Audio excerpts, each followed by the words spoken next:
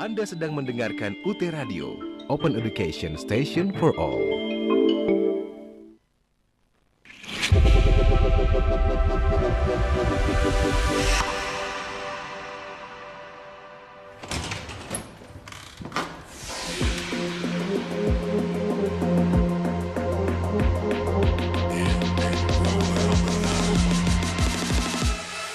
Di era adaptasi kebiasaan baru, pendidikan jarak jauh bukanlah hal yang asing bagi mahasiswa UT.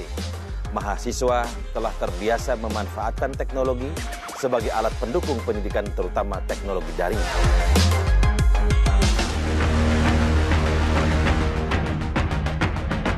Di usia ke-36 tahun sejak berdiri pada tanggal 4 September 1984, Universitas Terbuka.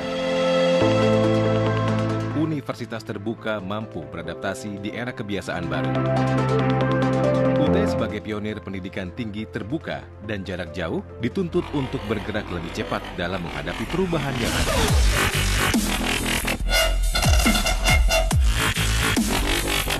Dengan capaian jumlah mahasiswa sebanyak 300.000 lebih yang tersebar di seluruh pelosok Indonesia dan luar negeri, UT terus berinovasi dalam mengembangkan kapasitas mahasiswa, mencetak lulusan agar berkarakter dan berdaya saing global dengan memanfaatkan teknologi yang tepat guna. UT terus berusaha menjadi perguruan tinggi terdepan dalam inovasi pendidikan jarak jauh atau PJJ. UT memiliki nilai-nilai inti budaya organisasi yang merupakan pengarah tindakan seluruh pegawai UT dan pihak-pihak yang berkepentingan terhadap UT. Nilai-nilai tersebut dikenal dengan singkatan KIARA, yaitu kualitas, integritas, inovasi, aksesibilitas, relevansi, akuntabilitas. Nilai-nilai tersebut menjadi acuan dalam bekerja dan berperilaku. Saat ini, UT menyelenggarakan lebih dari 40 program studi jenjang sarjana, diploma, magister, serta program doktor ilmu manajemen atau DIM dan administrasi publik atau DAP di bawah 4 fakultas, yakni Fakultas Sains dan Teknologi, FST, Fakultas Ekonomi, FE, Fakultas Hukum, Ilmu Sosial dan Ilmu Politik atau FHISIP, dan Fakultas Keguruan dan Ilmu Pendidikan atau FKIP.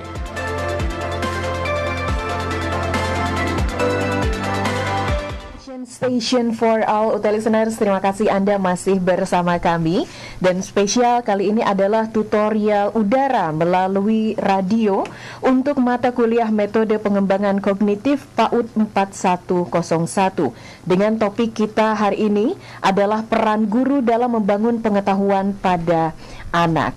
Ditujukan untuk mahasiswa Fakultas Keguruan dan Ilmu Pendidikan jurusan Pendidikan Dasar atau PG PAUD, dan kita akan membahasnya hari ini bersama Kaprodi PG PAUD Universitas Terbuka Dr. Mukti Amini SPD MPD. Dan bagi Anda UT listener serta mahasiswa dimanapun Anda berada, apabila Anda memiliki tanggapan ataupun pertanyaan, silahkan tulis tanggapan dan pertanyaan Anda di kolom komentar YouTube yang saat ini juga sedang live. Dan di studio sudah hadir Kaprodi PG PAUD Universitas Terbuka Dr. Mukti Amini SPD MPD atau akrab disapa dengan Ibu Ning. Iya. Selamat datang Ibu, terima kasih sudah hadir di studio UT Radio. Mbak Eva, lama nggak ketemu Mbak Eva nih. Lama sekali nggak ketemu, kangen juga saya sama Ibu. Dan hari ini kita ngobrolin mengenai peran guru dalam membangun pengetahuan pada anak, Bu Ning. Betul. Ya. Dan langsung saja mungkin Ibu bisa dijelaskan bagaimana seorang guru ini bisa membantu anak dalam membangun pengetahuan. Silahkan Ibu. Oke, ya. Sebetulnya guru itu perannya banyak banget sih ya, nggak cuma nggak bisa dihitung lah sebetulnya berapa. Tetapi dalam kesempatan ini karena terbatasnya waktu, kita hanya akan bahas 4 peran guru aja ya. Silakan. Paling tidak ada 4 peran utama. Yang pertama, guru sebagai model, ya, sebagai teladan. Yang kedua, guru itu sebagai teman bermain bagi anak. Dan yang ketiga, guru itu harus bisa jadi motivator, ya, macam Mario Teguh lah ya. Dan yang keempat, guru sebagai fasilitator. Oke. Kita akan bahas nanti. Fasilitator yang keempat. Ya. Jadi hari ini kita akan bahas guru sebagai teladan, guru sebagai teman bermain anak, guru sebagai motivator, dan juga guru sebagai fasilitator. Betul. Bisa kita mulai dari yang pertama, Bu, guru sebagai teladan. Peran apa yang seharusnya dimiliki atau dicontohkan oleh seorang guru? Ya. Sebelum kita ke arah perannya, mungkin kita harus paham dulu ya bahwa anak-anak itu lagi masa imitasi, ya, masa meniru habis apa yang dia lihat itu dikopas habis oleh dia. Siapapun, tidak harus orang guru sih ya, bisa orang dewasa di sekitarnya, bisa juga teman sebayanya, dia memang sedang masa meniru. Dan apa yang ditiru ini kemudian ketika diulang-ulang itu kemudian namanya akan terjadi identifikasi. Jadi dia sudah mulai memasukkan ke dalam dirinya, menjadi kebiasaan lama-lama. Nah, inilah peran pentingnya guru untuk memberikan contoh tuh di situ gitu ya. Kalau kata-kata bijak itu saya pernah lihat di UNJ itu ya, di Fakultas FKIP itu dipasang gede-gede. 1 kali tindakan lebih berarti daripada 1000 kali ucapan. Ya, itu jadi memang sangat berarti, apalagi bagi anak-anak yang memang melihat contoh konkret dari sekitarnya gitu ya. Nah, ini juga sesuai dengan teori Piaget. Dulu kita pernah bahas ya, saya nggak tahu dengan Mbak Eva atau Mbak Eka dulu. Piaget itu kan membagi bahwa ada masa-masa pra-operasional, ada masa operasional konkret. Itu kan yang terjadi pada anak usia dini. Memang masih konkret, jadi dia tidak bisa artinya terlalu abstrak, sehingga memang ya butuh contoh langsung itu. Itu dasarnya kenapa kok guru menjadi begitu penting menjadi model bagi seorang anak usia dini, jauh lebih penting daripada model bagi orang dewasa, gitulah intinya. Karena orang dewasa kan sudah bisa lebih memilah ya, meskipun ada contoh yang buruk, oh ini nggak bagus untuk ditiru gitu. Itu ya urgensinya dulu. Oke, jadi guru sebagai teladan. Nah, contoh keseharian yang bisa dicontohkan oleh seorang guru atau orang-orang di sekitar si anak ini sebagai teladan dalam hal apa saja, Bu? Iya. Contoh yang paling gampang kalau dalam pembelajaran, misalnya untuk menugaskan anak-anak melakukan kegiatan apa ya. Ini yang nggak BDR, yang memang tatap muka. Memang kalau kira-kira pekerjaannya itu tidak membutuhkan tidak ada imajinasi anak, artinya memang harus mengikuti ini contoh guru, ya guru harus mencontohkan. Tidak bisa sekedar menjelaskan, apalagi kalau kayak orang dewasa kan silahkan baca halaman sekian, kerjakan sendiri ya. Kalau anak-anak meskipun dijelaskan pun kalau tidak ada contoh, oh seperti ini loh, itu biasanya kacau gitu ya pekerjaannya. Tetapi juga contoh ini jangan sampai kemudian mengebiri kreativitas anak. Betul. Ya biasanya juga kan kadang-kadang karena terlalu detailnya contoh, akhirnya anak-anaknya persis sama seperti dengan gurunya. Nah ini yang tidak bagus, nanti kita akan bahas tentang itu ya. Jangan sampai justru malah mematikan kreativitas anak. Sekedar semacam chilling aja buat anak gitu, oh seperti ini contohnya. Itu yang pertama. Oke, bisa mengajarkan ritual-ritual kayak misalkan setiap bertemu dengan guru mengucap salam, kemudian salim misalkan kayak gitu, atau mengucapkan terima kasih apabila ditolong teman atau guru atau orang tua. Itu juga bisa dijadikan contoh ya. Contoh bagaimana tidak menyela pembicaraan orang lain, contoh bagaimana bersikap pada yang lebih muda, contoh bagaimana bergaul ya sesama orang dewasa. Itu juga sangat dilihat ya oleh anak-anak kita. Makanya anak-anak itu kan paling gampang belajar dari sekitar. Kalau kita lihat sekarang ya ada anak-anak usia dini yang sudah pinter mengucapkan sumpah serapah. Dilihat dari mana ya? Dilihat dari contoh, meskipun contohnya mungkin tidak nyata ya, mungkin lewat tontonan atau apa gitu ya. Misalnya film apa ya, kemudian dia ekspor lah ya, ekspor kata-kata kasar dari situ. Kalau dia tidak punya filter atau tidak ada yang mendampingi dia dalam tontonan itu, ya itu bahayanya. Nah ini guru menjadi contoh langsung bagaimana dia harus bersikap yang memang layak untuk diteladani. Ini kita berbeda dengan dunia barat ya Mbak Eva. Saya juga lihat ini yang barangkali mungkin ya, kita kan hidup di timur ya, kita secara nilai-nilainya ketimuran. Kalau di barat saya lihat guru PAUD itu ya dia bisa lebih istilahnya lebih bebas mengekspresikan dirinya. Ada yang pakai anting-anting sebelah, ada yang ditato gitu ya, ada yang ngajar pakai celana pendek ya. Dan mereka biasanya menanamkan saya dengan saya dengan pilihan saya karena saya sudah dewasa, tapi kamu tidak boleh begitu gitu. Ya mungkin ada anak yang bisa diajak berpikir seperti itu ya, mungkin di negara maju. Tapi kalau saya lihat, kalau untuk konteks Indonesia tampaknya sulit ya. Apalagi misalnya ada yang sampai maaf kalau di luar itu sampai misalnya punya anak hasil adopsi sementara mereka sendiri homo atau lesbi gitu kan. Itu kan agak repot menjelaskan ke anak-anak Potret keluarga yang utuh itu seperti apa, kita agak bingung menjelaskan gitu ya. Bukan berarti gimana ya, belum bisa diterima saya rasa kalau untuk konteks kita gitu ya. Masing-masing punya nilai-nilai yang harus kita yakini. Nah, selain itu yang jadi masalah juga, masalah contoh ini adalah guru itu juga dilihat tidak hanya sepanjang dia ada di sekolah oleh anak-anak. Ya, jadi guru itu bagaimanapun karena dia contoh, dia harus menjaga sikapnya baik di dalam sekolah, di kelas maupun di luar sekolah gitu ya. Jangan sampai di sekolah kelihatan rapi, ketemu di mall atau di mana pakai celana pendek, pakai baju yang ini gitu ya, kurang sopan gitu ya. Itu biasanya anak-anak langsung hapus itu ya, contoh baiknya hilang, ganti dengan ternyata begitu Bu Guru gitu ya, ke ibu guru lain gitu ya. Atau di kelas lemah lembut di luar ngomongnya ada sumpah serapah, dan itu sempat dilihat oleh anak. Ini bahayanya ketika tidak memberikan contoh yang selaras ya. Artinya memang kalau bicara keteladanan, guru ini harus jadi guru tidak hanya di sekolah saja, tapi juga di luar sekolah. Itulah kenapa guru menjadi guru juga sebuah pilihan hidup begitu ya, Bu Ning ya. Ya, jadi tanggung jawab moralnya di sana sebagai guru ya, apalagi guru anak usia dini. Oke. Nah, sekolah-sekolah anak usia dini yang dulu sebelum kita memberlakukan BDR gitu, itu kan memang guru bertemu anak itu paling lama mungkin hanya 3 sampai 4 jam di sekolah. Porsi paling besar tetap ada di rumah. Haruskah guru ini punya komunikasi dengan orang tua? Artinya orang tua dan guru ini harus sejalan, searah, seirama gitu ya dalam proses pembentukan pengetahuan atau pembentukan karakter si anak ini. Sangat, Mbak ya. Justru memang karena memang benar seperti kata Mbak Eva bilang, porsi terbesar anak itu kan di rumah. Betul. Jadi kan guru kan sekedar memberikan inspirasi-inspirasi atau awal-awal latihan yang kemudian selanjutnya harusnya kemudian diteruskan di rumah ya. Pembiasaan-pembiasaan baik itu kadang-kadang kalau memang tidak diteruskan di rumah mentah lagi ya. Banyak guru itu mengeluh kalau hari Senin atau libur panjang itu anak-anak seperti kalau kayak Pertamina itu dari nol lagi. Jadi apa yang sudah dibiasakan itu anak-anak jadi begini ya, susah diatur, nggak mau ngantri atau beberapa sikap yang bagus.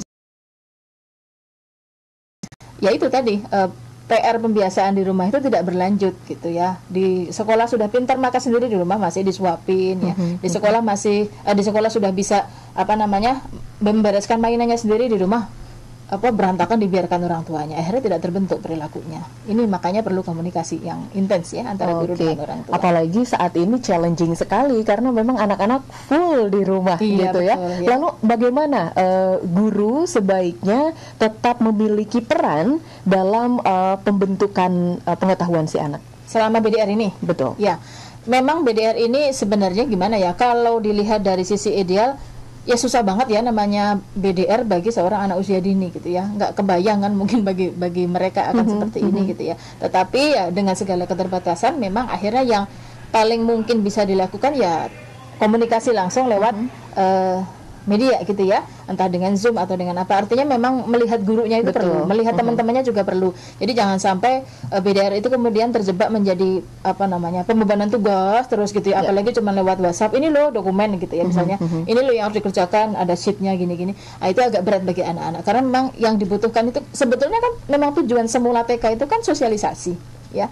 Bagaimana mempersiapkan anak keluar dari lingkungan keluarga yang kecil itu ke lingkungannya lebih besar, bertemu dengan teman sebaya, bertemu dengan orang dewasa, kemudian nanti akan sampai dia siap masuk ke SD ke lingkungan yang lebih besar lagi, kan begitu tujuannya. Nah, karena memang tujuan utamanya sosialisasi ya tentu itu yang harus kita pikirkan dulu ya, kurikulum itu kan kemudian gitu ya. Dalam pertemuan-pertemuan yang sifatnya virtual sekarang terpaksa gitu ya. Oke, baik. Itu guru sebagai teladan. Iya, yang kedua adalah guru sebagai teman main. Nah, iya, betul nih ya. Ini rada gimana ya? Di satu sisi seorang guru harus jadi teladan, di sisi lain harus jadi teman main yang sama asiknya. Iya. Saat si anak main dengan teman-temannya. Bagaimana, Bu? Iya, jadi kita perlu pahami dulu ya bahwa memang dunia anak itu kan dunia bermain ya. Bahkan kalau kita mau bilang prinsip pembelajaran di anak itu kan bermain sambil belajar.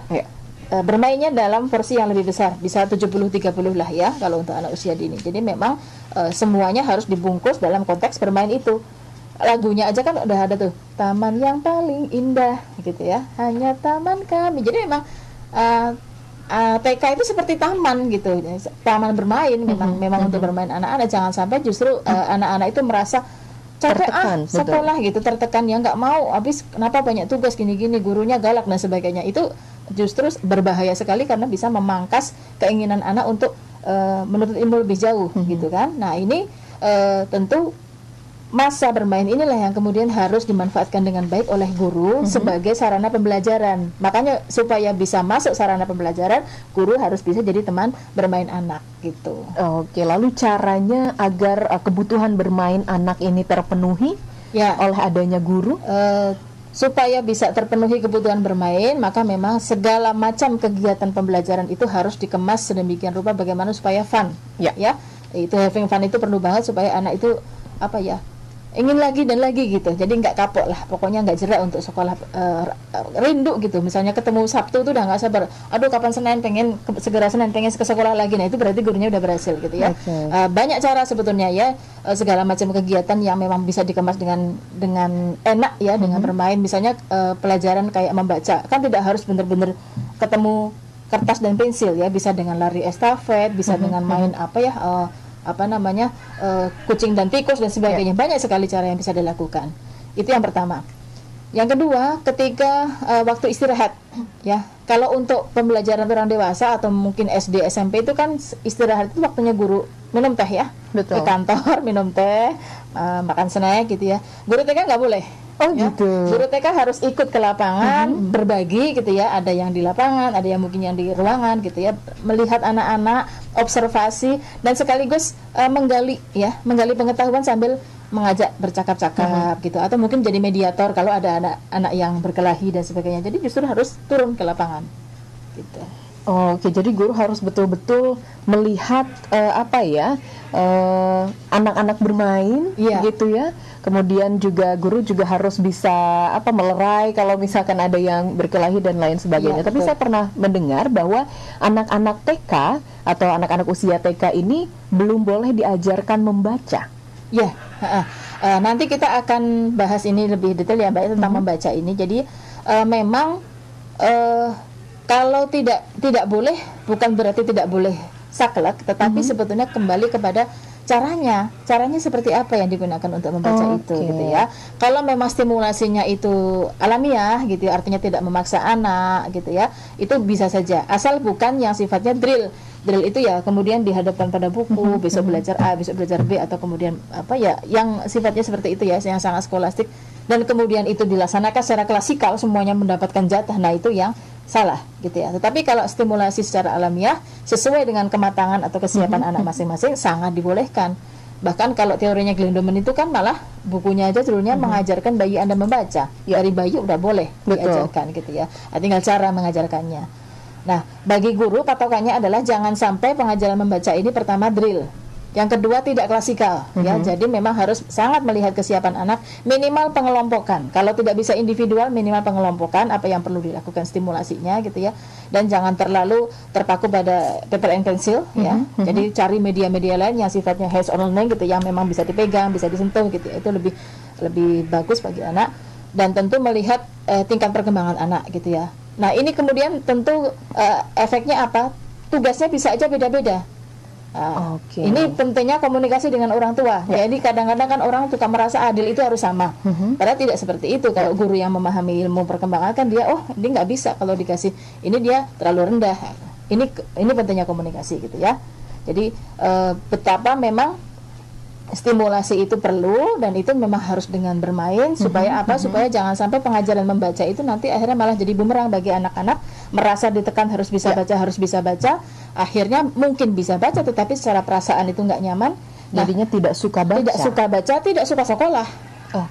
Akibat maksimalnya itu bisa di beberapa riset itu dikatakan anak-anak SD yang kelas tinggi tapi ya, anak kelas 1-2 mungkin dia masih masih meredam ininya, tidak kelihatan ya. Meletus itu di kelas tinggi 4, 5, 6 itu banyak kejadian school phobia karena pemaksaan membaca secara drilling di zaman TK-nya, dosa guru TK-nya itu kalau seperti itu. Oke. Menarik Ibu, terima kasih penjelasannya. Mohon izin untuk rehat dulu Ibu, dan bagi Anda UT listener serta saudara mahasiswa dimanapun Anda berada, apabila Anda punya tanggapan dan juga pertanyaan untuk Ibu Ning ya mengenai topik kita kali ini, peran guru dalam membangun pengetahuan pada anak, silahkan tulis pertanyaan dan tanggapan Anda di kolom komentar YouTube yang saat ini sedang live. Saya Fatimah Eva masih akan kembali menemani Anda, so stay tune di UT Radio, Open Education Station for All.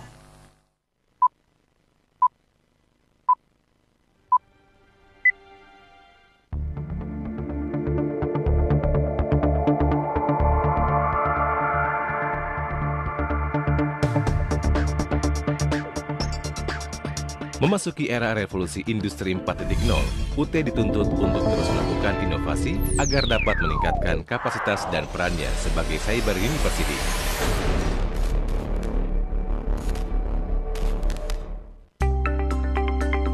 Berbagai upaya yang dilakukan UT untuk meningkatkan angka partisipasi kasar APK perguruan tinggi serta pemanfaatan teknologi informasi dan komunikasi dalam proses pembelajaran merupakan tantangan sekaligus peluang dalam upaya meningkatkan kompetensi SDM bangsa yang berkualitas.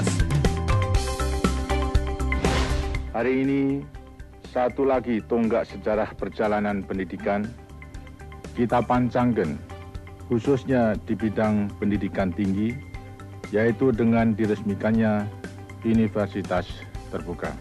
Sejak berdiri pada tanggal 4 September 1984, UT dengan sistem pembelajaran terbuka dan jarak jauh telah menunjukkan karya nyata dalam pemerataan pendidikan tinggi yang berkualitas dan meningkatkan kesempatan belajar untuk semua.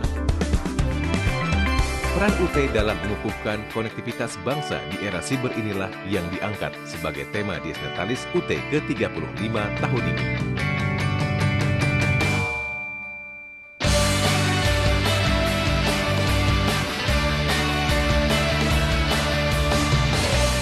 Dalam kiprahnya selama 35 tahun, UT telah menjelma menjadi sebuah PTJJ yang modern. Saat ini, seluruh layanan kegiatan inti layanan mahasiswa dapat dilakukan secara fully online, mulai dari registrasi hingga ujian.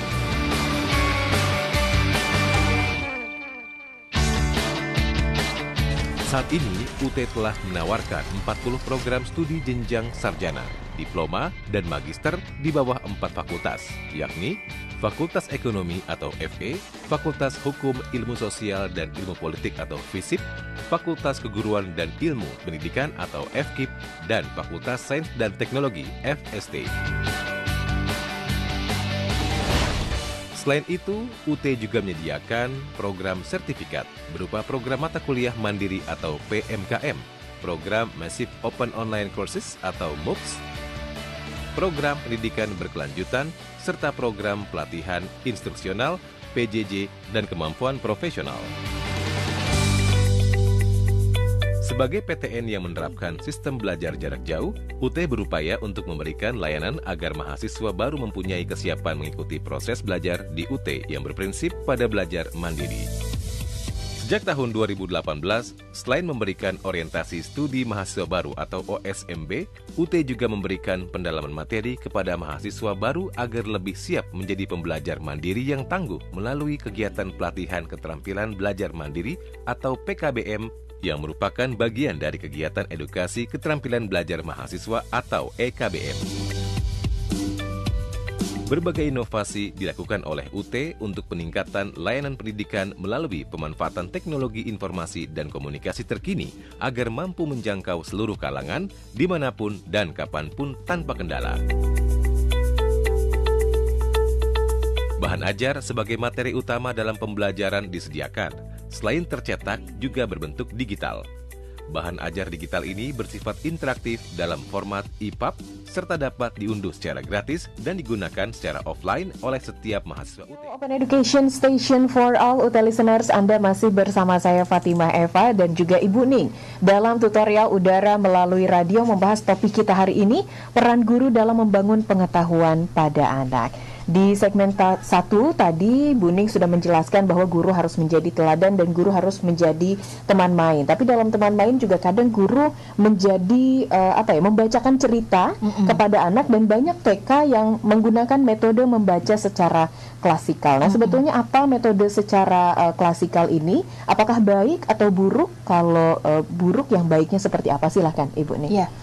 Metode membaca itu banyak sekali ya Mbak Eva ya.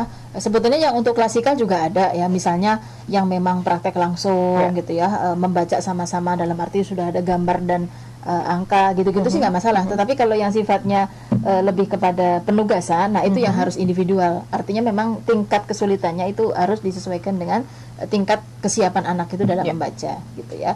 Nah, ini ada teori yang menarik tentang bagaimana kita perlu mengajarkan membaca pada anak usia dini ya. Sebetulnya teorinya agak lama, tahun 80-an, dari Brian Comborn, itu orang Australia. Dia mengatakan dia melakukan pendekatan language namanya gitu ya. Ada 8 aspek yang dia kemukakan. Yang pertama itu immersion, ditenggelamin, dicelupkan ke dalam lingkungan yang penuh bahasa. Jadi segala macam lingkungan itu semuanya ada hurufnya. Misalnya kursi ya, dan tulisannya kursi, meja, lantai, lemari dan sebagainya. Dan itu kemudian kan langsung masuk ke saraf nggak sadar anak tuh masuk gitu ya, ingatan-ingatan seperti kayak iklan kan seperti itu kan. Segala macam anak akan bisa baca odol, apalagi misalnya es krim, meskipun tulisannya iceceriam dia bacanya es krim gitu ya. Itu karena immersion tadi ya, diserbu dengan berbagai macam tulisan itu. Nah, itu stimulasi yang pertama gitu ya. Dilanjutkan nanti kemudian dengan demonstration. Anak-anak diajak untuk melakukan langsung tadi ya, dengan berbagai pengalaman yang sifatnya bermain, bukan yang membosankan gitu ya. Nah, itu macam-macam sekali cara-caranya. Yang penting sebisa mungkin intinya adalah menghindari paper and pencil justru. Karena itu nanti kalau udah benar-benar siap baca baru gitu ya, paper and pencil. Nah, yang ketiga engagement. Jadi semacam kontrak perjanjian antara guru dengan anak gitu ya. Misalnya kan kita menyediakan 5 kegiatan. Dia sanggup, saya mau ambil 2 aja, yang mana gitu ya. Jadi ada kontrak di sana, saya pilih 2 di antara 5 itu, kegiatannya sama ini, dan saya sanggup menyelesaikan. Itu semacam kontrak antara guru sama anak. Jadi artinya apa? Keinginan itu muncul dari anak, bukan karena disuruh-suruh sama guru gitu ya. Memang ada kebebasan dari anak untuk memilih kegiatan yang dia suka.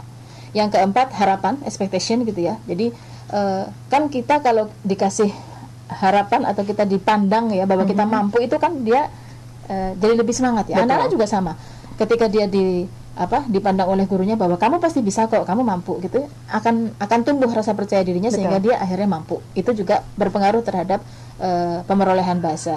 Yang kelima, hampir sama dengan expectation, kalau ini dari sisi tanggung jawabnya ya, bagaimana supaya anak-anak itu muncul tanggung jawabnya. Ini juga memang harus dari rasa expectation tadi. Kalau guru sudah memberikan harapan, anak-anak nanti akan muncul tanggung jawabnya sendiri. Oh, saya kemarin yang itu belum selesai Bu, boleh nggak saya selesaikan kerjaannya kemarin, dan seterusnya gitu ya. Atau Bu, saya kemarin mewarnainya kurang rapi, saya pengen ngulang. Kadang-kadang ada yang seperti itu ya. Berarti itu sudah muncul keinginan untuk bekerja lebih sempurna gitu ya. Yang keenam, employment. Jadi memang bagaimanapun namanya anak-anak dalam masa istilahnya, kalau teorinya Herbert Spencer itu pelepasan energi, dia sangat aktif ya, memang harus banyak kegiatan. Jangan ceramah banyak tanya jawab terus gitu ya, bosen, apalagi ceramah murni gitu ya, seperti di pembelajaran dewasa. Harus penuh kegiatan gitu. Dan resikonya memang jadi kelas ribut pasti. Betul. Memang kalau guru yang mau aman sih ceramah aja terus adem gitu ya, anak-anak nggak pula gitu diem. Tapi kan tidak bisa kalau untuk anak usia dini. Jadi memang ya resikonya harus banyak dengan kegiatan dan ada keributan di sana. Tapi kan keributan yang positif, tidak jadi masalah gitu ya.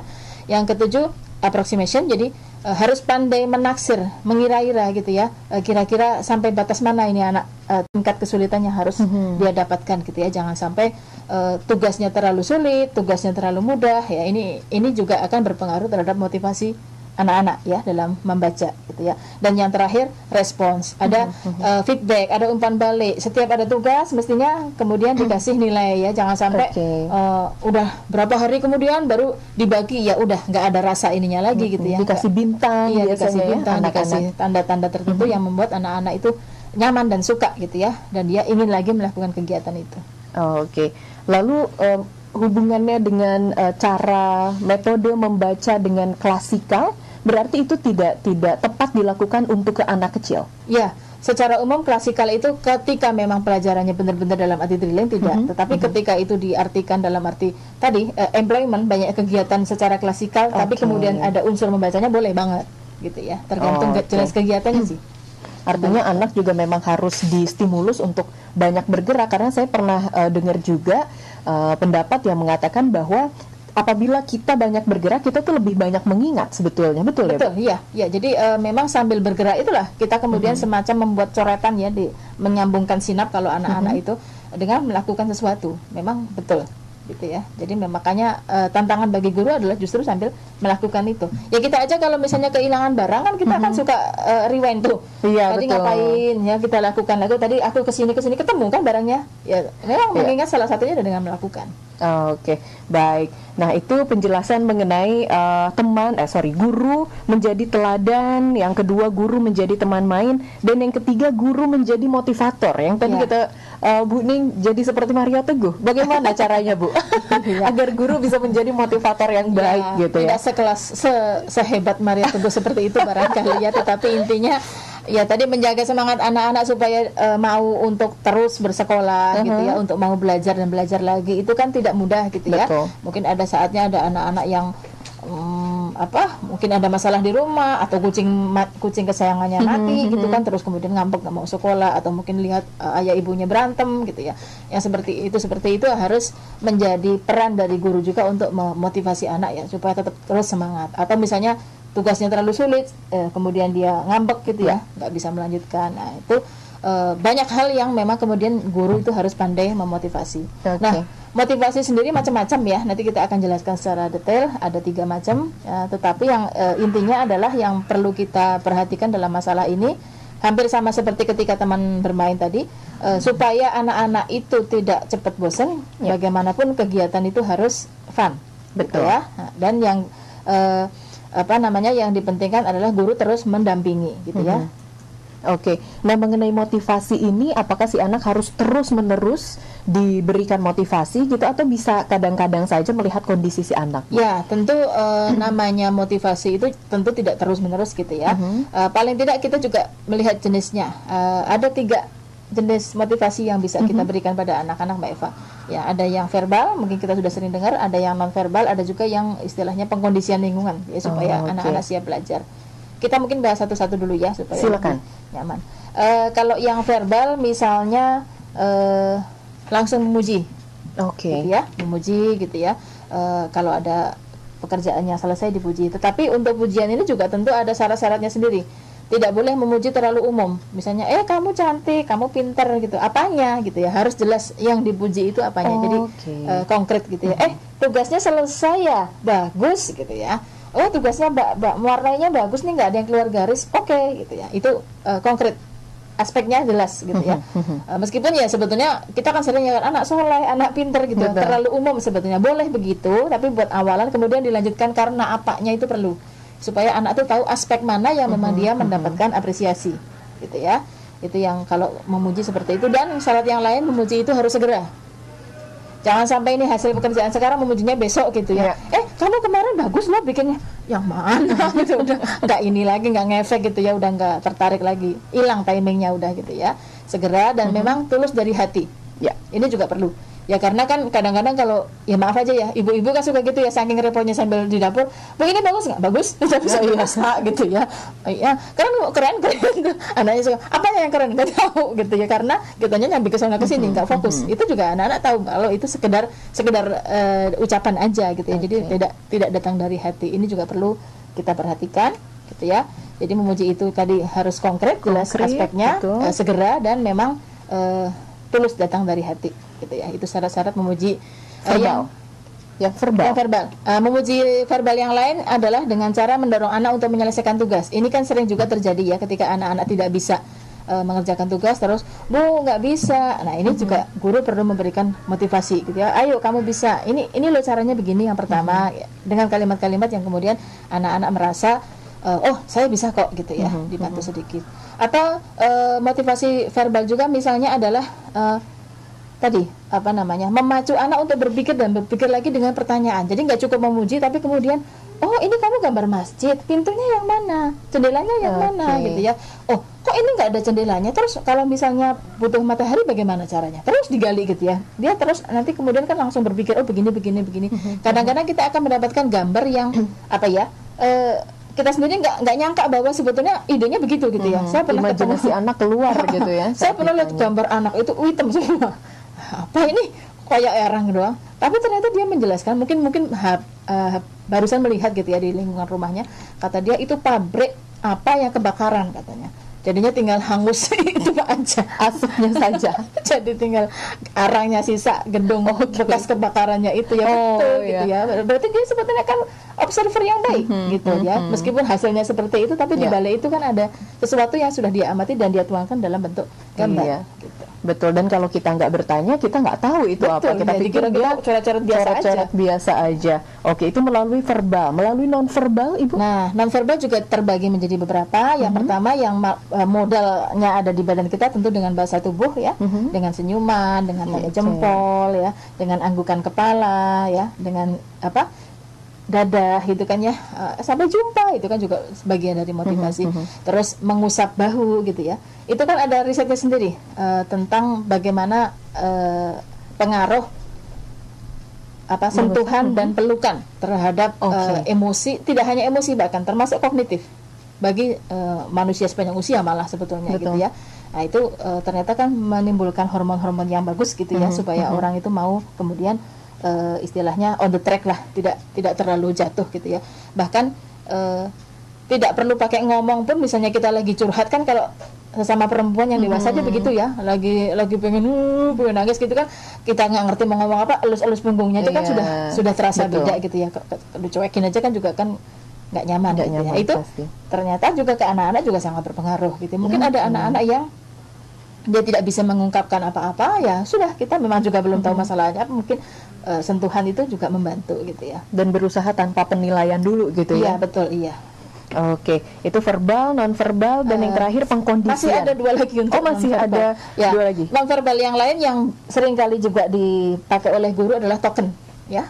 Token tadi yang kata Mbak Eva dengan bintang, atau masang stiker di sininya. Iya, gitu ya. Anak-anak seneng banget itu dipamerin kan sampai ke rumah, oh dapat ini dari Bu Guru gitu ya. Ada juga yang menggunakan stick es krim, tadi pakai sistemnya pakai poin. Ya. Misalnya satu prestasi masukin ke stick es krim, nanti kalau sudah 5 dapat apa, kalau sudah 10 dapat apa, itu juga boleh. Itu semuanya dalam definisi token. Bisa juga benar-benar memberikan hadiah ya. Tetapi ingat, untuk hadiah ini juga tentu ada syaratnya, sama seperti pujian ya. Hadiah itu yang pertama syaratnya tidak boleh di awal. Kalau di awal namanya nyogok. Ya, tidak boleh dijanjikan. Ya, dijanjikan di awal. Tidak boleh dijanjikan. Kalau bisa ini nanti dapat inilah, itu nggak boleh. Oh, nggak boleh ya, Bu? Saya pikir justru itu akan memotivasi anak. Kalau misalnya puasanya 30 hari ya, nanti dibeliin misalnya dibeliin PS5 misalkan kayak gitu. Kalau memang mau di awal itu biasanya dengan perjanjian. Perjanjian ya, artinya gini, kita memberikan beberapa alternatif. Kamu pengennya apa? Kalau misalnya ini hadiahnya apa? Artinya memang dengan ini ya, dengan berbincang-bincang itu sehingga dia juga termotivasi untuk mencapai. Artinya bukan dari kita supaya anak mau gitu loh. Jadi memang anaknya itu sendiri itu ingin mencapai memang dari dia. Oh aku ya misalnya kayak anak saya gitu ya, aku pengen dibeliin treadmill gitu katanya gitu kan. Ya sudah, berarti nanti kalau sudah puasa 30 hari kamu memang perlu ya sudah silakan gitu kan. Kemudian kita juga bisa mengevaluasi kira-kira keinginannya itu realistis apa enggak. Betul. Gitu kan. Mintanya misalnya laptop yang generasi sekian, sementara anak usia dini ya buat apa gitu, sambil kita memberikan masukan.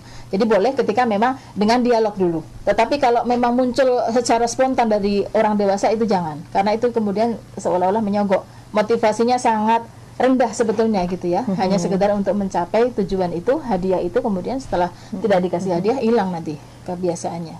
Oke. Jadi memberikan hadiah itu boleh, tapi tentunya dengan catatan-catatan ya, seperti pujian tidak berlebihan, mungkin juga tidak memberi tahu si anak bahwa ini harganya mahal loh nak, jadi kamu harus rada hati-hati ya, ibu nih ngasih hadiahnya gini-gini, mungkin nggak gitu juga ya, betul, Bu ya. Iya.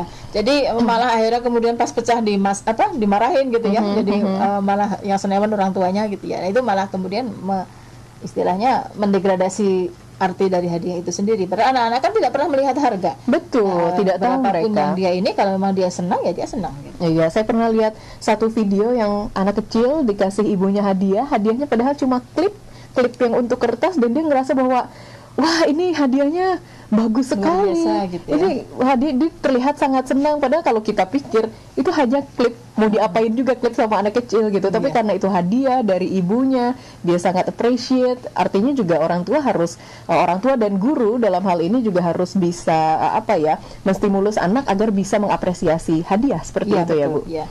Oke. Baik. Nah, itu verbal, non verbal, dan ada pengkondisian lingkungan. Ya. Pengkondisian lingkungan ini artinya hampir sama sebetulnya seperti tadi ketika kita menciptakan kegiatan yang fun buat anak-anak. Artinya bahwa semua kegiatan itu memang harus kita sesuaikan dengan kemampuan si anak itu gitu ya. Tidak bisa kita samaratakan saja sehingga membuat anak-anak itu merasa tersiksa ketika belajar gitu ya. Dan tingkat kesulitannya juga harus kita perhatikan ya. Kalau kebetulan dulu saya risetnya S1 itu pernah tentang motivasi berprestasi ya, need achievement. Itu anak-anak yang punya motivasi berprestasi tinggi itu biasanya cenderung memilih tugas yang sedang saja. Karena dengan tingkat kesedangan itu dia yakin dia mampu. Tapi anak-anak tingkat prestasinya rendah, motivasi berprestasi rendah, biasanya justru milih yang sangat mudah atau sangat sulit. Kalau sangat mudah dia yakin bisa mencapai, kalau sangat sulit dia ada alasan untuk tidak melakukan. Alasan untuk nggak bisa, kan memang tugasnya sulit gitu. Jadi sebetulnya karena dia malas gitu ya. Nah ini maka guru juga harus bisa melihat secara individual kalau bisa, kalau nggak minimal kelompok, kira-kira memang tugasnya itu ambil rata-rata tengah gitu ya, yang kira-kira memang mampu dilakukan oleh anak itu. Tidak terlalu sulit, tidak juga terlalu mudah. Ini memang tidak mudah ya, tetapi memang dengan guru setiap hari bertemu anak-anak, dia mau observasi, tentunya lama-lama kan bisa memilah ya mana yang harus diberikan yang mudah banget gitu ya. Karena saya sering banget mengibaratkan ini seperti pohon mangga gitu ya. Pohon mangga aja matangnya nggak sama buahnya. Ada yang duluan gitu ya. Ada juga yang rame-rame di tengah bareng. Ada juga nanti yang belakangan yang ini udah dipanen, udah di-download. Kalau sekarang bilangnya di-download, diunduh gitu ya. Yang ada lagi yang matang belakangan. Anak-anak pun seperti itu ya kurvanya. Jadi tidak bisa kita paksakan matang bareng gitu ya. Tapi toh pada akhirnya semuanya matang begitu ya, pada waktunya masing-masing. Baik, terima kasih penjelasannya Ibu. Mohon izin untuk rehat sejenak. UT listeners dan juga mahasiswa dimanapun Anda berada, saya akan putarkan lagu untuk Anda. So stay tune terus di UT Radio, Open Education Station for All.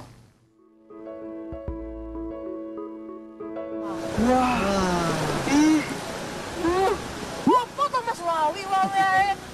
Ini dilihat dulu, bagus ini loh ya kan? Iya.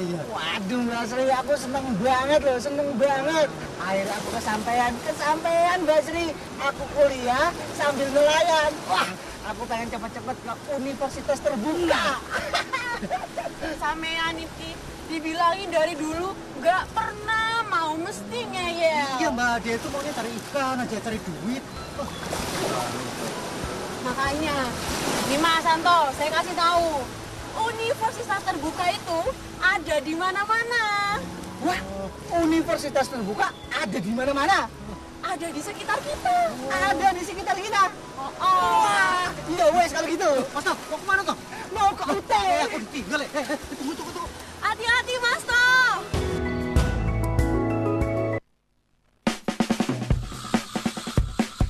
Setiap hari selalu kuawali dengan yang aku mau. Bebas tapi bertanggung jawab, fleksibel tapi pasti. Hari-hariku dipenuhi dengan semangat untuk kuliah dan meraih profesi. Karena aku mampu mandiri, UT menempaku untuk mandiri. UT memberiku kesempatan belajar kapan dan di mana saja. Dan tentu saja bisa mengelola waktu untuk belajar dan bekerja.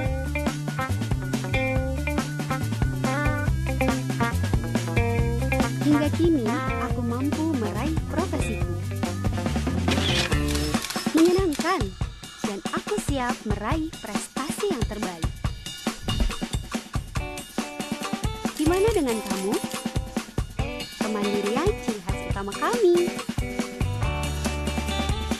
Ya cuma UT yang bisa begini.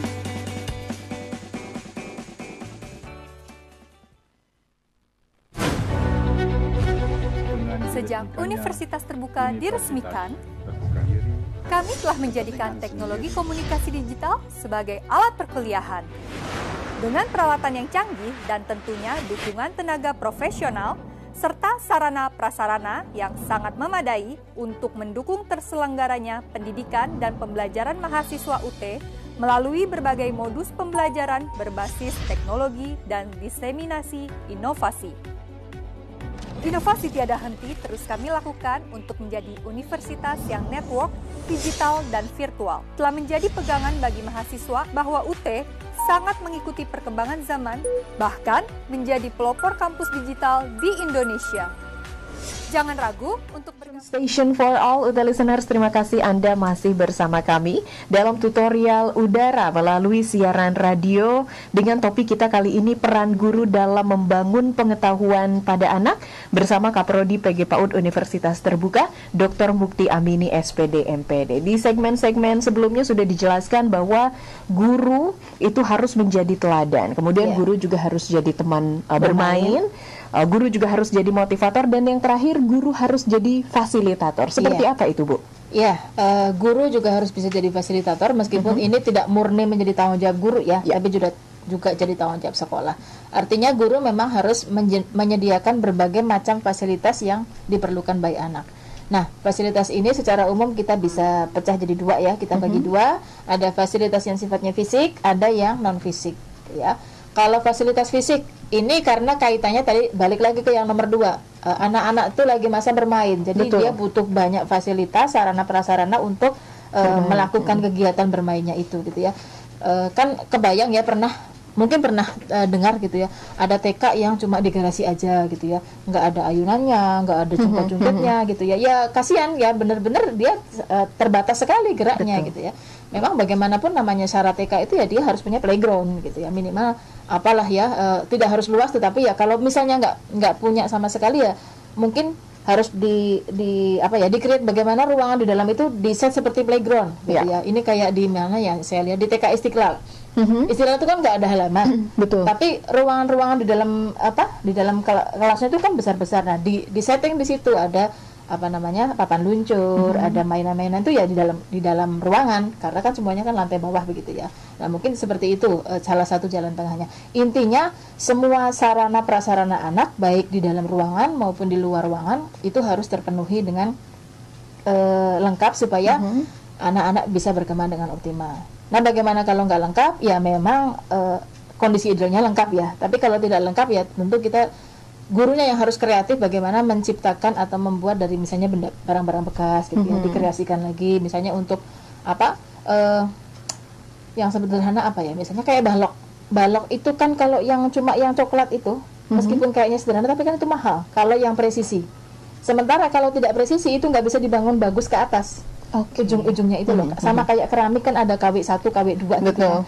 Nah, balok juga begitu. Kalau yang lokal itu sampai sekarang belum ada yang dapat izin untuk ekspor karena presisinya belum pas gitu ya. Nah, ini kan jadi PR besar. Ternyata urusan balok aja mahal gitu ya kalau kita harus impor. Nah, tapi ya karena memang tidak ada ya sudah, mungkin guru bisa bikin sendiri dari kayu gitu ya, meskipun presisinya nggak pas, meskipun nanti mungkin 5 susun ke atas udah goyang-goyang gitu ya karena nggak bagus gitu ya. Tapi ya paling nggak ada gitu ya. Bahkan kayak misalnya teorinya pun satu anak itu 50 balok minimal. Seharusnya supaya bisa berkembang imajinasinya mau bikin apa itu satu orang 50 yang tanpa warna, belum yang berwarna. Nah, ini kan tentu tidak bisa dipenuhi oleh semua TK, tetapi ya itu tadi kembali kepada kreativitas gurunya untuk menjadi fasilitator tadi, cari cara lain supaya anak-anak itu tetap bisa bermain. Saya punya ponakan yang dia tuh diminta gurunya untuk menyiapkan minyak karena sedang BDR ya sekarang, menyiapkan minyak, kemudian menyiapkan terigu, jumlahnya ada masing-masing, kemudian ketika dicampurkan itu jadi seperti play-doh. Iya betul, play-doh alami gitu ya. Ini juga diajarkan ke anak-anak, mereka biasanya exciting yang begitu-begitu ya, bagaimana membuat play-doh sendiri, ya bagaimana mencampur warna ya, dengan beras dicampur ini jadi apa, mereka sangat senang ya seperti itu ya. Belum lagi setelah itu dijadikan apa, itu kan kreasi anak-anak masing-masing, kita jadi bisa melihat gitu kan, anak-anak punya imajinasi seperti apa ya. Itu yang fisik, yang non fisik Ibu? Yang non fisik ini yang sifatnya fasilitas dalam arti misalnya kayak tadi pendampingan ya, guru harus mendampingi anak ketika istirahat tadi kan, tidak boleh malah ke kantor ya, dia harus ikut melihat anak-anak sekaligus kemudian juga merangsang supaya bermainnya itu tidak sekedar bermain tapi ada nilainya di sana gitu ya, dengan bertanya jawab. Juga harus menjadi tempat curhat gitu ya. Bahkan sering-sering yang terjadi itu karena memang guru itu bisa mendekati anak dengan bagus. Banyak kan yang kemudian lebih anak-anak itu lebih patuh sama gurunya daripada sama ibunya, sama mamahnya gitu ya. Sampai kemudian akhirnya orang tua itu suka nitip gitu ya. Bu guru bilangin ya biar mau makan sayur bayam gimana caranya gitu kan. Itu boleh aja ya, tidak apa-apa. Justru artinya di sana anak merasa nyaman dengan gurunya. Jangan sampai kemudian dia nggak mau sekolah, dia nggak mau datang ke TK karena dia nggak nyaman dengan bu guru itu. Abis bu guru itu kalau misalnya belum selesai nggak boleh istirahat misalnya kan, anak-anak kan jadi tertekan. Ini yang menjadi salah satu peran sebagai fasilitator, dan juga memberikan tadi contoh itu juga peran fasilitator. Kalau tidak kasih contoh ya anak-anak akan berantakan pekerjaannya. Oke, saat sekolah belum jadi BDR seperti ini, mungkin saat anak-anak bermain guru bisa melihat gitu ya. Iya. Saya melihat ponakan saya karena masih TK dan harus BDR mau tidak mau saat ini ada waktu yang diberikan guru untuk membiarkan anak ngobrol dengan anak-anak lain. Betul. Iya, itu memang diharuskan ya Bu? Ya bukan diharuskan tapi jauh lebih bagus begitu, karena memang kan sebenarnya anak-anak itu kangen banget ketemu sama teman-temannya. Karena tadi ya kembali ke fungsi utama TK itu sosialisasi loh. Ya. Gitu. Jadi bagaimanapun yang dia kangen itu bukan belajarnya kadang-kadang, tapi bagaimana dia bertemu dengan teman-temannya. Anak SD pun masih begitu ya. Anak saya juga masih kangen sama si ini si itu. Akhirnya kita bikinkan Zoom sendiri. Ya udah mereka ditinggal ngobrol. Jadi tidak terstruktur secara kegiatan gitu ya, supaya nanti merasa kok banyak kegiatan dari bu guru, tapi ya udah ngobrol saja gitu ya, dan ternyata mereka asik sendiri gitu ya. Oke, dan itu juga salah satu fasilitas non fisik dari guru bisa dijadikan seperti itu ya. Betul. Bahkan salah satu teman saya di Australia mengatakan ya, ini karena mungkin negara maju ya, untuk TK yang lagi BDR ini, dia tinggalnya di Melbourne, itu satu hari itu mereka 3 kali Zoom. Saking kebutuhan untuk bertemu dengan temannya itu sebentar-sebentar, tapi 3 kali gitu. Jadi setengah jam, nanti setengah jam lagi gitu ya. Nah, tapi kalau di Indonesia ya mungkin kita ngitung ya biayanya, terus tidak semua daerah juga tercover dengan internet, jadi harus dipakai cara lain. Oke, baik, terima kasih penjelasannya Ibu Ning, dan sudah ada beberapa pertanyaan yang masuk. Juga ada banyak sekali yang hadir menyimak. Kita sapa-sapa dulu ya Bu ya. Ada Maria Teresia dari UPBJJ UT Jakarta yang hadir. Kemudian juga ada Anissa Lendra hadir dan menyimak, terima kasih. Ada Fiesta Nifitri hadir dan menyimak. Ada Tri Martini dari UT Bengkulu menyimak dan hadir, terima kasih Bengkulu. Ada Muslihah Kosasih, ada dari Cakung Jakarta Timur, terima kasih. Dan juga ada Nurmiati, ada Maruba Pandiangan yang hadir dan menyimak, terima kasih. Ada Iis Sunarsih dari Ciracas, terima kasih Ciracas. Dan ada Lesti Kaslati Siregar yang sudah hadir, terima kasih listeners. Dan ada beberapa pertanyaan, mohon izin untuk ditanyakan kepada Ibu. Dari Maria Teresia yang pertama, Ibu Mukti Amini, perkenalkan nama saya Maria Magdalena Antonia, mahasiswa UT Jakarta. Pertanyaannya, apa peran guru dalam mengembangkan kognitif anak dan bagaimana membangun pengetahuan pada anak? Terima kasih. Ya, tadi ya yang diterangkan dari awal sampai akhir sebetulnya ya, peran guru dalam membangun kognitif anak ya intinya 4 tadi sebetulnya. Yang pertama menjadi teladan, model, yang kedua jadi teman bermain, yang ketiga jadi motivator, yang keempat jadi fasilitator. Ya. Tapi di luar itu sebetulnya masih banyak Mbak Eva, cuman memang kita ringkas aja menjadi 4 gitu. Oke, baik. Kemudian pertanyaan selanjutnya dari Muslihah Kosasih. Assalamualaikum, saya Muslihah, kader dari RT 02 RW 08. Tutor berarti ya, tutor PAUD. Oke. Oh, tidak ada pertanyaan dari Muslihah. Kemudian dari Tri Martini, bagaimana caranya biar lulus di Diklat Ibu Cantik? Mudah atau lolos atau susah? Mudah lolos atau susah lolos? Terima kasih Ibu Cantik atas jawabannya. Maksudnya gimana ya? Diklat untuk universitas terbuka mungkin ya? Kurang tahu. Mungkin apa diklat PLBG atau apa. Intinya gini, memang bagi guru-guru itu kan memang banyak ya diselenggarakan diklat oleh Direktorat PAUD ya. Mungkin ke sana arahnya gitu ya, atau oleh IGTKI gitu ya. Ya memang kalau namanya diklat itu kan dibutuhkan ekstra kesiapan ya. Kita kesiapan fisik juga, ya kesiapan mental juga. Memang lebih dari kerja biasa. Jadi sebelum diklat memang sebaiknya kita mempersiapkan itu dulu. Paling enggak fisik sehat dulu gitu ya, karena pasti tugas-tugasnya itu jauh lebih banyak dari hari biasa. Itu yang pertama. Yang kedua ya fokus gitu ya. Salah satu gangguan sekarang itu dengan adanya virtual itu kita nggak fokus ya, karena makanya sekarang ada ghosting kan, ghosting in campus ya, mungkin jangan-jangan ghosting in diklat juga ada gitu ya. Dinyalain terus orangnya mandi masak kemana-mana, nggak fokus. Kalau nggak fokus ya alamat itu nanti dia nggak dapat apa yang sebetulnya diharapkan adanya diklat itu gitu ya.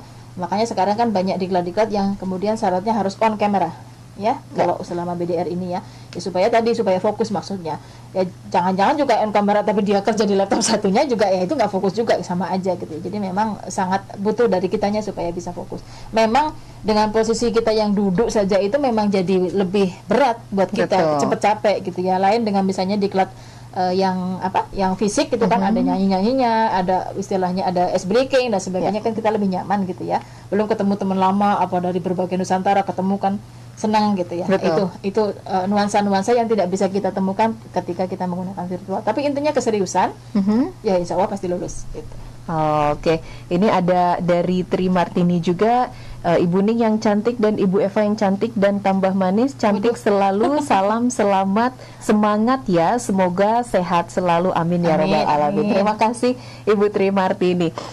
Sedikit kesimpulan mengenai apa yang kita bahas, Ibu Ning, mengenai peran guru dalam membangun pengetahuan pada anak. Silakan. Artinya gini, anak itu kan sedang masa aktif-aktifnya bertumbuh dalam segala aspek, termasuk di sini aspek kognitif ya. Dia sedang mau membangun pengetahuannya itu menuju operasional yang formal, kalau teorinya PIASI. Nah, guru, salah satu orang dewasa yang ada di sekitar anak juga memiliki peran penting bagaimana supaya anak-anak ini bisa berkembang dalam membangun pengetahuannya. Nah, peran ini yang paling utama tentu tadi adalah menjadi model dulu. Ya, bagaimanapun menjadi model itu akan sangat dilihat langsung oleh anak-anak. Yang kedua, dia juga bisa menjadi teman bermain yang asik bagi anak-anak, ngikutin gitu ya. Bukan kalau lihat guru itu jangan hawaannya mau dikasih tugas gitu ya, tapi dia teman main aku gitu ya. Meskipun tetap ada rasa hormat. Nah, itu perlu.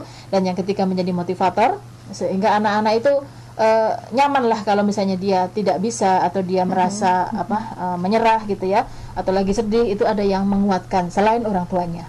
Dan yang ketiga, yang terakhir guru juga harus bisa menjadi fasilitator ya, baik yang sifatnya fisik, yang sarana prasarana langsung, maupun fasilitator dalam arti yang non fisik tadi ya. Baik, terima kasih banyak Ibu Ning sudah hadir di studio menjelaskan banyak hal sekali kepada kita. Mudah-mudahan apa yang kita bincangkan bermanfaat ya Ibu Ning. Amin. Sehat selalu Ibu Ning, dan jangan kapok-kapok untuk selalu datang ke UT Radio ya Bu. Bahas mengenai berbagai topik yang pastinya sangat menarik untuk dibahas. Iya. Itulah tadi UT Listeners dan saudara mahasiswa perbincangan kita mengenai topik kita kali ini, peran guru dalam membangun pengetahuan pada anak untuk Fakultas Keguruan dan Ilmu Pendidikan jurusan Pendidikan Dasar ataupun PG PAUD bersama Kaprodi PG PAUD Universitas Terbuka Dr. Mukti Abini SPD MPD. Saya Fatimah Eva masih akan menemani Anda, so tetap di UT Radio, Open Education Station for All.